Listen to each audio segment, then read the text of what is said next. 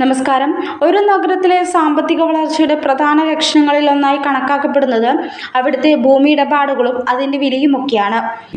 അയോധ്യയിലെ രാമക്ഷേത്ര നിർമ്മാണ പ്രവർത്തനങ്ങൾ ആരംഭിച്ചതു മുതൽ ആരും സ്വപ്നത്തിൽ കാണാത്ത തരത്തിലുള്ള മാറ്റങ്ങളാണ് റിയൽ എസ്റ്റേറ്റ് രംഗത്തും ഉണ്ടായതെന്ന റിപ്പോർട്ടുകളാണ് നിലവിൽ പുറത്തുവരുന്നത്.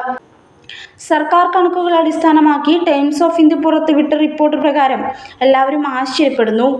കഴിഞ്ഞ 4 വർഷമായി അയോധ്യയിലും അടുത്ത പ്രദേശങ്ങളിലും ഉയർന്ന പാതയിലാണ്. കാർഷിക മേഖലയിലും പ്രോപ്പർട്ടി സെഗ്മെന്റിലുമുള്ള ഭൂമി ഇടപാടുകളുടെ എണ്ണം വൻതോതിൽ വർദ്ധിച്ചു എന്നാണ് കണക്ക്. സ്റ്റാമ്പ് ആൻഡ് രജിസ്ട്രേഷൻ ഡിപ്പാർട്ട്മെന്റിന്റെ കണക്കുകൾ പ്രകാരമാണിത്.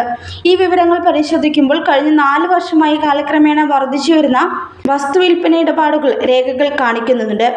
ഇതിൽ ഒരു വർഷത്തിൽ നടക്കുന്ന റിയൽ എസ്റ്റേറ്റ് ഇടപാടുകളുടെ എണ്ണം 40% വർദ്ധിച്ചപ്പോൾ കഴിഞ്ഞ 4 വർഷത്തിനിടെ നിരക്കുകൾ 400% വർദ്ധിച്ചത്.